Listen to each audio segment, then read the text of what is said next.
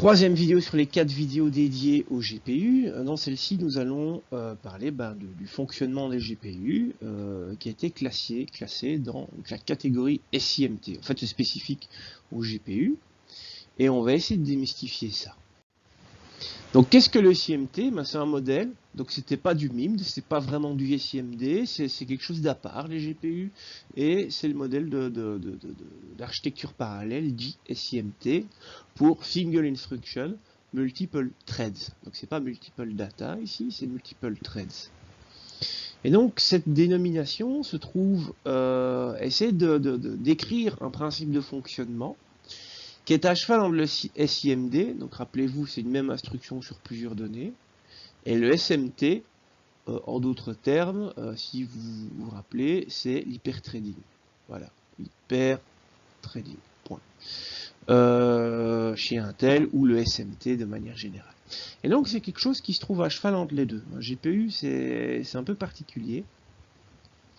Et donc, c'est plus flexible, le SIMT, donc le GPU, est plus flexible que du SIMD, dans le sens où sur un SIMD, donc un processeur vectoriel, chaque unité de calcul doit faire exactement la même instruction sur son propre jeu de données.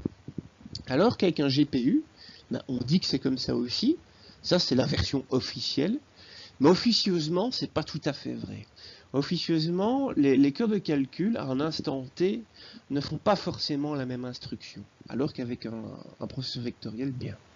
Donc, il y a une différence là, ce qui permet un peu plus de flexibilité. Par flexibilité, on entend que, du coup, le GPU peut exécuter des algorithmes plus variés et avec une certaine efficacité, contrairement au SIMD. Parce que devoir contraindre que tous les cœurs exécutent exactement la même instruction, ils ne peuvent pas faire autre chose au même moment, c'est quand même une contrainte importante d'un point de vue algorithmique. Et cette contrainte-là est un petit peu levée avec le SIMT.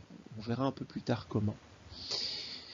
Par contre, le SIMT est moins flexible que le SMT. Donc, pour rappel, hyperthreading. Je suis désolé, c'est pas moi qui ai fait les acronymes, c'est comme ça. SIMT, SIMD, SMT. Ben, tant pis, il faudra faire avec. Donc, si on reprend l'hyperthreading, donc sur un cœur de CPU, vous pouvez avoir 2 threads chargés. Et ces 2 threads peuvent être des threads complètement différents, où le code n'a rien à voir les uns avec les autres. Et même avec le SIMT, c'est pas similaire. Donc quand vous avez plusieurs threads chargés sur un processeur, un GPU, ces threads doivent être similaires. C'est pas des threads différents, en tout cas sur un multiprocesseur. Donc c'est pas aussi flexible que de l'hyperthreading. De nouveau, on verra ça un petit peu plus loin. Alors on va commencer par comparer le SIMT, donc le GPU, avec le SIMD, les processeurs vectoriels, ou bien le jeu d'instruction AVX, par exemple, dans les CPU, et ici, les GPU. Voilà. Donc, l'approche est similaire, appliquer le même traitement à des données différentes. Ok. Le point de départ est le même. Par contre, il y a 3 différences fondamentales avec les GPU. C'est que les unités de calcul dans un GPU, chaque unité dispose de ses propres registres. En fait, les registres sont communs, mais chaque unité de calcul a accès à sa propre zone dans la zone de registre. Ce n'est donc pas le cas au niveau de l'AVX, chez les processeurs classiques, CPU. Dans les processeurs vectoriels, c'est pas comme ça. Donc le GPU, c'est une première différence. L'autre différence, c'est que le SIMT, donc le GPU, permet des accès mémoire non consécutifs. Qu'est-ce qu'il veut dire?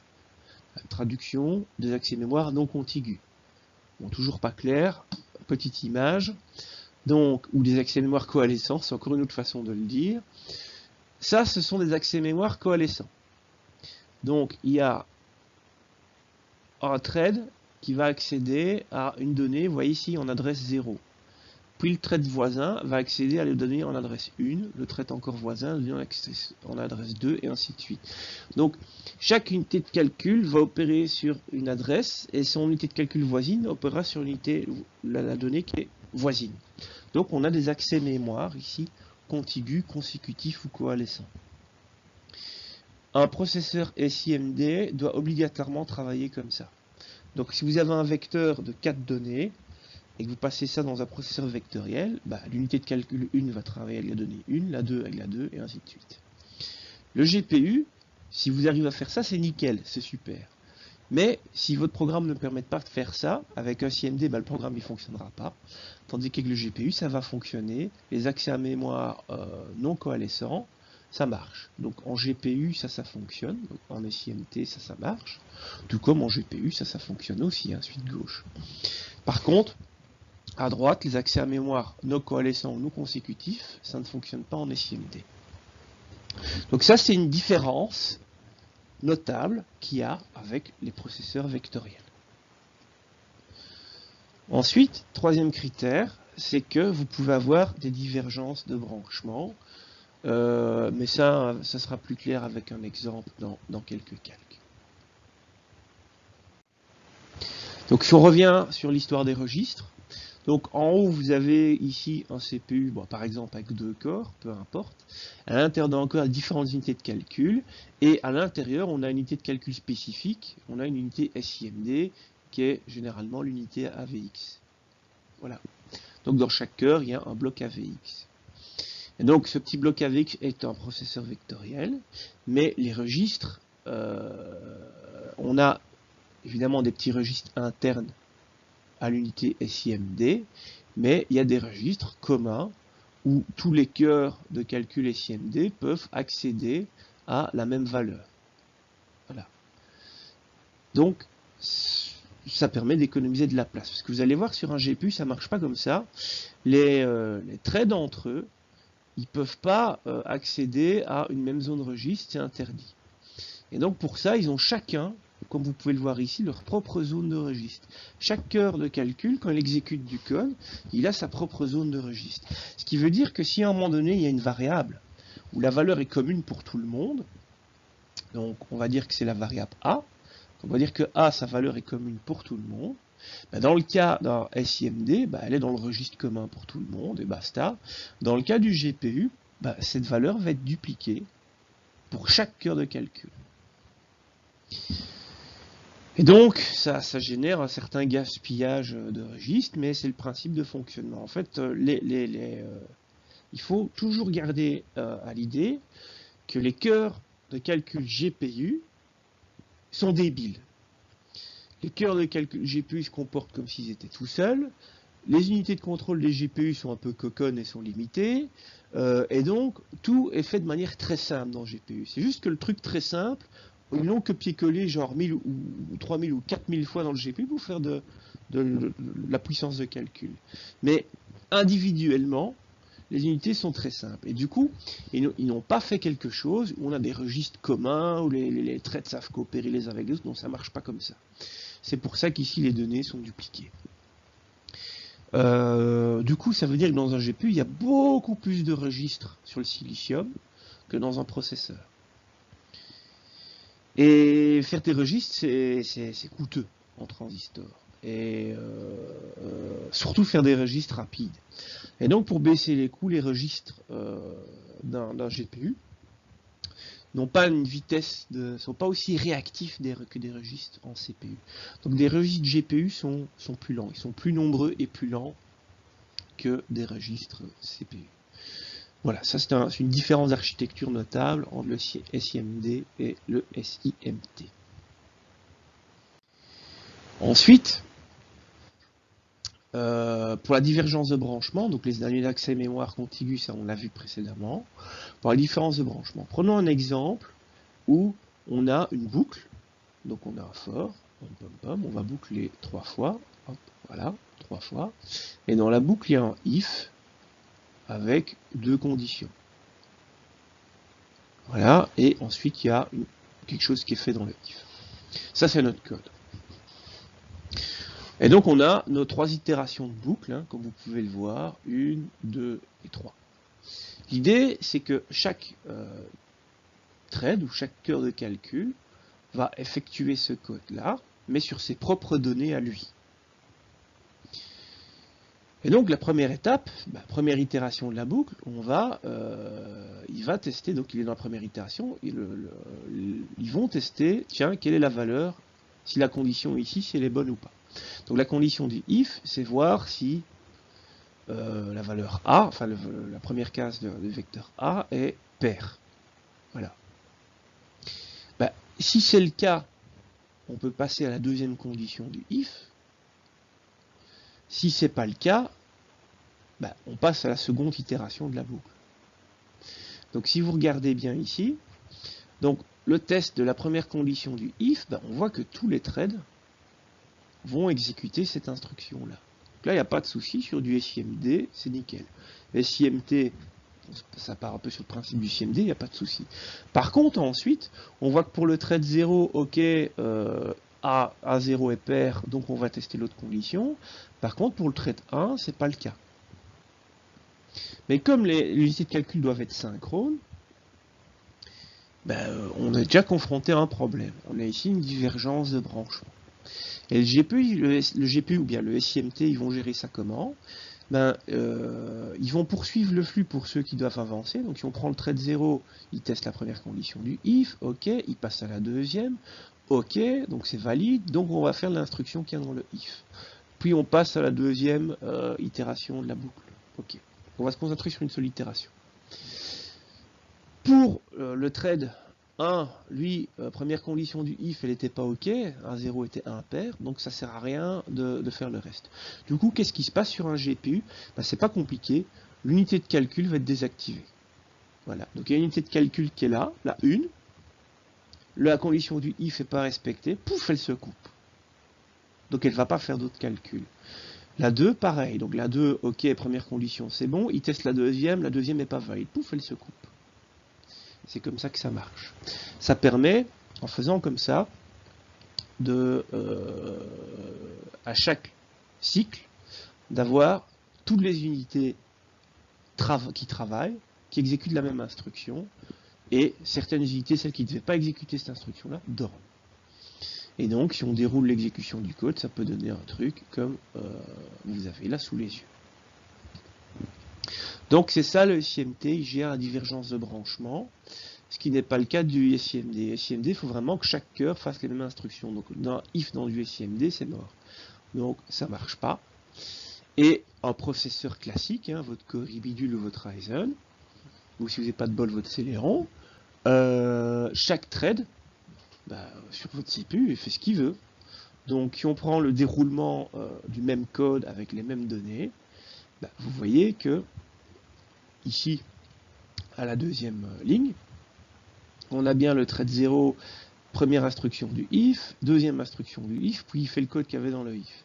Pendant ce temps-là, le thread 1, première instruction du if, A0 est impair, donc on passe direct à la deuxième itération de la boucle. A0 est pair, et ainsi de suite. Ce qui fait qu'au final, vous voyez qu'avec votre CPU, on a fini plus vite. Il y a eu moins d'itérations qu'avec votre GPU. Parce qu'il n'y a pas ce besoin de synchronisme. Attention, avec la partie scalaire de votre CPU, je ne parle pas de la partie SIMD de votre CPU. Donc la partie conventionnelle, quand vous programmez, d'habitude, if for val++, vous utilisez cette partie-là. Donc, voilà la différence fondamentale entre un CPU et du MIMD. La partie vectorielle du CPU, mais qui est rarement utilisée, et le SIMT, qui est le modèle GPU. Oui, alors j'ai mis un truc, qu'est-ce qu'il nous veut Vegeta? Et en plus, oui, par contre, le MIMD, dans votre MD, vous avez, on va dire, je sais pas moi, une dizaine de threads, hop, enfin c'est pas un nombre très rond, mais vous avez 8, 9, 6, 10, 12, 16 threads, 4 threads, peu importe, et ici, généralement en CMT, vous allez voir, il y a 1000, 2000 unités de calcul, mais souvent, on exécute 10, 20 000 threads là-dessus. Voilà, donc on exécute beaucoup plus de threads sur un GPU qu'un processeur. Par contre, un processeur, séquentiellement, va beaucoup plus vite. Les contextes d'utilisation des CPU et des GPU sont très différents. Parce qu'à la base, un GPU, c'est une carte graphique. Et donc, l'objectif du GPU, c'est de finir le calcul tous les 10 à 20 millisecondes, histoire de pouvoir fournir suffisamment d'images par seconde dans une scène en 3D, afin que cette scène soit fluide. Mais du coup, ça veut dire qu'il a le temps pour produire une image. 10-20 millisecondes pour un CPU, c'est énorme. Et donc, on n'a pas un besoin, en tout cas initialement, la fabrication des GPU pour la 3D, ils n'ont pas conçu ces architectures-là pour avoir des latences très faibles. Le but d'un GPU, c'est de fournir, calculer beaucoup de choses en peu de temps, mais sans être pressé de fournir un résultat rapidement.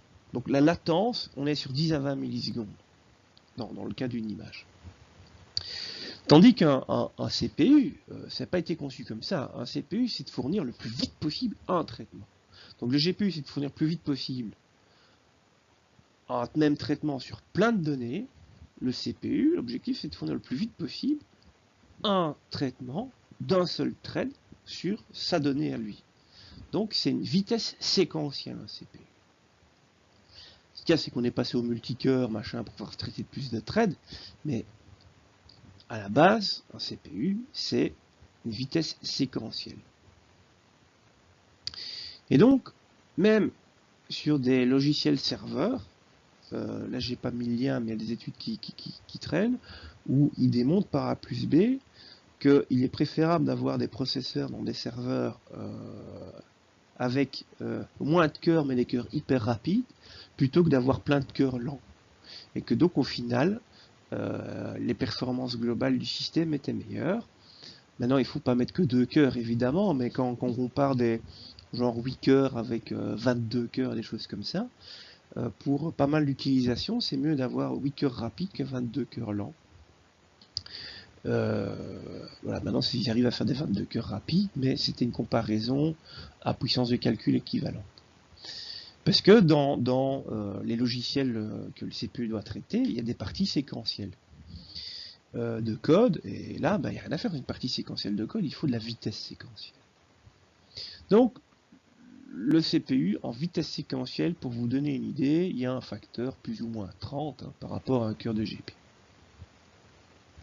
Et donc, comme ces contextes d'utilisation sont très différents, ça fournit ces architectures, donc en découle ces architectures très différentes. Alors, le cas précédent, c'est surtout pour introduire celui-ci. Alors, celui-ci, il va être assez long, parce qu'il y a plein de choses à dire. Donc, c'est pour comparer les GPU, donc le SIMT, voilà, GPU, je vais y arriver, voilà, au SMT, donc en gros l'hyperthreading qu'on a dans les CPU. Donc ici à gauche vous avez un cœur de CPU et à droite vous avez un cœur de GPU. Hop. L'hyperthreading ou le SMT dans un CPU, on cherche 2 threads par cœur. Ok. Donc dans la pratique, c'est pour exploiter la totalité, leur maximum d'unités présentes dans un cœur. Donc par exemple, ici là, on part du principe que le thread 0 va utiliser, on va dire, les ALU, donc les opérateurs arithmétiques et logiques, et peut-être que le thread 1 lui aura besoin des FPU, ce ne sont pas les mêmes unités de fonctionnement, donc ils peuvent tourner en même temps. Ça, c'est la théorie. Donc dans la pratique, vous voyez, cette situation n'arrive pas souvent, mais ça arrive, donc on gagne un petit peu. Par contre, ce qui arrive très souvent dans la pratique, et c'est là où le gain de l'hyperthreading est intéressant, c'est quand votre thread 0 arrive à court de données, donc à cet instant-ci, parce que les données sont ni en registre ni en cache, il faut le temps qu'elles arrivent de la RAM. Et donc si un autre thread qui est déjà cherché sur le CPU avec ses données présentes en cache, lui peut prendre le relais tout de suite, ici. Ça évite les temps morts. Et c'est là où le SMT, ou l'hyperthreading, permet un certain gain. Autre chose aussi, c'est qu'avec le SMT ou l'hyperthreading, les threads qui sont chargés sur un même cœur, ils peuvent contenir du code différent. Donc ça peut être 2 codes complètement différents. Sinon, ceci, ça serait pas possible, si c'était le même code. Donc ça, c'est une spécificité. Sur le GPU, les threads chargés sur un même cœur, c'est le même code. Donc ça doit avoir le même algorithme. Donc ça, c'est une contrainte qu'il y a sur le GPU qu'il n'y a pas sur le SMT. Première chose. Deuxième chose, qui n'est pas possible sur le GPU, à aucun moment dans le graphique de gauche, vous voyez, vous avez ceci. Donc on ne peut jamais avoir 2 threads qui s'exécutent en simultané sur un même cœur GPU. Donc ça ne marche pas. Autre chose aussi, c'est que quand donc l'idée est la même, c'est que quand on a un thread qui arrive à court de données sur le GPU, il faut qu'il y ait un autre thread déjà chargé sur le cœur pour qu'il puisse prendre le relais. Ensuite, lui, il arrive à court de données, il y a un autre thread qui prend le relais, il arrive à court de données, un autre thread qui prend le relais, et ainsi de suite. Une très très grosse différence qu'il y a entre CPU et GPU, c'est quand un cœur n'a plus de données, ben, le temps qu'il faut entre le moment où il n'a plus de données et le moment où ces données sont à nouveau présentes en cache, ben, ça dépend des latences d'accès aux données. Ces latences sont bien supérieures sur GPU que sur CPU. Et donc ce temps est très long ici, par rapport à ce que vous voyez ici sur CPU. Du coup, pour essayer de camoufler ces latences mémoire, il faut lancer bien plus que 2 threads sur un cœur de GPU pour essayer de camoufler ces latences. Et donc, c'est pour ça que sur un GPU de 2000 cœurs, il faut mettre 10 000, 20 000, 30 000, 40 000 threads pour que ça devienne intéressant. Si sur 2000 cœurs, vous lancez 2000 threads, ben vous vous retrouvez avec tous ces temps-là où il ne se passe rien. Donc, c'est du SMT, donc c'est une forme d'SMT temporelle, avec comme contrainte que les threads doivent exécuter le même code, et d'un degré bien supérieur à 2. Une dernière petite chose, c'est que dans un CPU, il y a plein de mécanismes dans le cœur mis en œuvre pour essayer de retarder au maximum le moment où un thread va tomber à court de données. Il y a les pipelines, les prédictions de branchement, enfin il y a plein de trucs. Ça, c'est pas présent dans les GPU. Donc vous avez souvent un petit nombre d'itérations avant de tomber à court de données. Alors que sur CPU, vous avez un grand nombre d'itérations avant de tomber à court de données. Cumulé au fait qu'un CPU, sa fréquence est plus élevée, cumulé au fait que tout ce qui est cache, registre, etc. est plus rapide, ce fonctionnement-ci, tout ce que je viens d'expliquer là, ben, ça vous explique pourquoi un seul thread, CPU, est l'ordre de grandeur 30 fois plus rapide, sera exécuté, donc je prends le même code d'un thread, et un seul thread, on l'exécute sur CPU ou sur GPU, bah sur CPU ça va aller 30 fois plus vite, plus ou moins. Alors que le CPU, il est quoi? Sa fréquence est 2 fois plus élevée que le GPU, donc c'est pas que la fréquence. Donc c'est à cause de tous ces mécanismes-là, voilà. Et donc les programmes qui ont un niveau de parallélisme assez faible n'ont aucun intérêt à tourner sur GPU. Il faut déjà un nombre de threads très élevé pour que ce soit intéressant.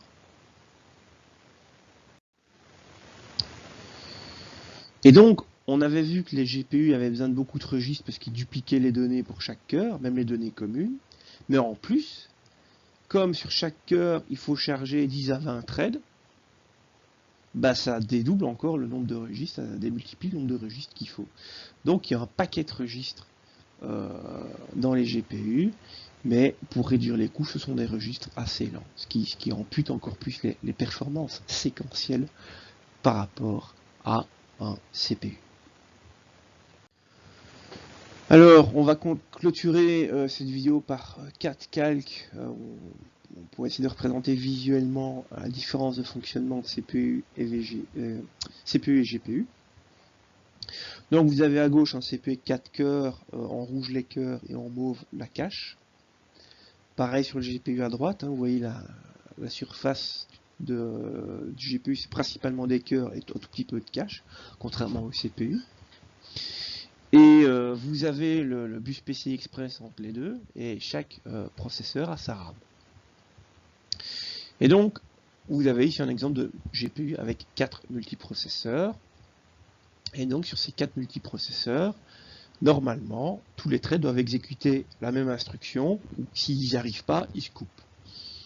Tandis que sur le CPU, votre 4 cœurs peuvent exécuter, s'il n'y a pas d'hyperthreading, 4 threads, s'il y a 8 threads, de manière tout à fait indépendante. Donc, c'est déjà une première différence d'architecture. Ce qu'il ne faut pas oublier non plus, c'est les fameuses bandes passantes, les fameux débits mémoire. Donc sur un CPU en dual channel, vous êtes à 40 gigaoctets par seconde, jusqu'à 160 en octo channel sur les gros processeurs serveurs. Et si vous n'avez qu'une seule barrette de RAM dans un portable, vous êtes à 20 gigaoctets par seconde. Les GPU, on est entre 80 et quasi 1 teraoctet par seconde.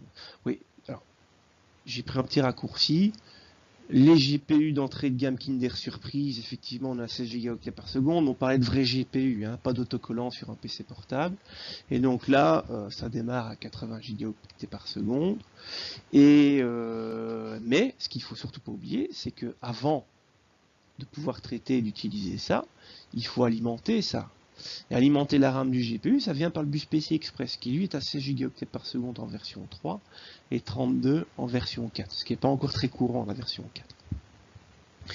Donc si votre GPU ne fait pas beaucoup de calculs avant d'avoir besoin de nouvelles données dans sa RAM, c'est problématique.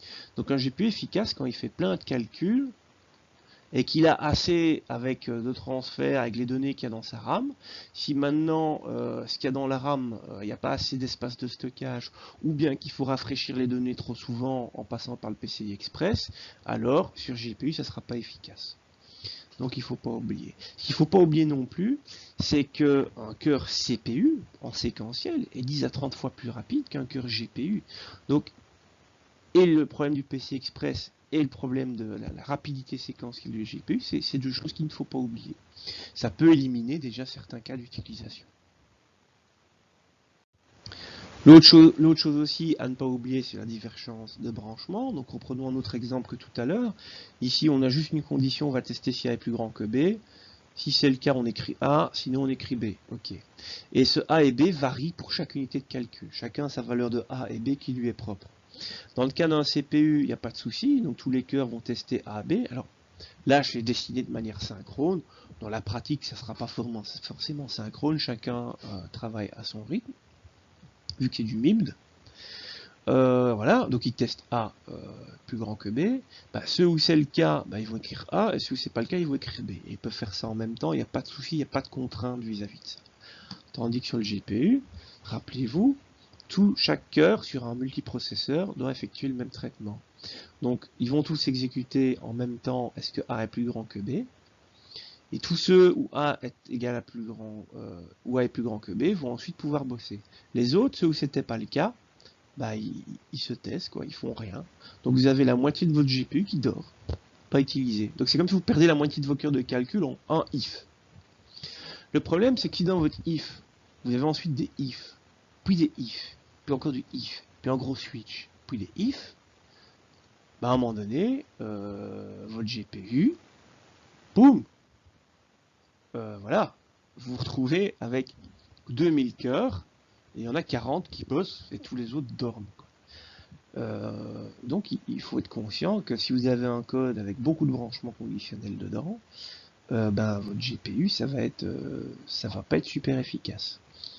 Donc ce sont des choses, il faut être conscient de ça. Et alors quatrième manche, ça j'en ai pas, je suis pas rentré dans le détail. En fait, il faut dire que dans cette vidéo, j'ai viré plein de calques, parce que je pourrais vous parler de ça pendant des jours, pour essayer de simplifier au maximum. C'est le problème de la synchronisation. Donc, je vais vous montrer. Donc imaginez vous avez votre thread qui bosse sur votre CPU et puis vous voulez faire une barrière de synchronisation. Vous pouvez faire une barrière de synchronisation, on va attendre le plus long des threads et puis une fois que tout le monde a atteint la barrière, boum, tout le monde peut recommencer à bosser. Ok. Si vous voulez faire ça sur GPU, alors il y a moyen de le faire en théorie, je dis bien en théorie, il y a moyen de le faire sur un multiprocesseur. Dans la pratique et dans la littérature et dans la doc, c'est mis qu'on peut le faire. Il y a les cas de figure où ça déconne. Donc voilà, enfin, ça je ne vais pas rentrer dans le détail. Sinon, si on veut synchroniser tous les cœurs de calcul du GPU, la seule moyen de le faire, alors oui, on sait le faire en quelques lignes de code avec les derniers GPU, mais en fait dans la pratique, qu'est-ce qui se passe si on veut faire cette barrière de synchronisation? Voilà ce qui va se passer. C'est que toutes vos données vont devoir être sauvegardées en RAM du GPU. Alors quand je dis toutes vos données, ça veut dire que si vous voulez faire une barrière de synchronisation en plein milieu d'une boucle, votre int i égale quelque chose, vous allez devoir le sauvegarder dans la RAM. Donc c'est l'état de toutes vos variables de chaque thread, vos 40 000 threads. Donc il faut tout bazarder en RAM de votre GPU. Ensuite, votre GPU, il se coupe, et il informe le CPU qu'il s'est coupé. Le CPU, ah ouais, ok, je vais m'y couper. Puis le CPU va relancer le GPU. Le GPU va détecter qu'il a été relancé pour une synchro. il va relire toutes ces données qu'il a en RAM pour réalimenter toutes les variables i, x, y, z et consorts de chaque cœur. Et puis go, on peut reprendre le boulot.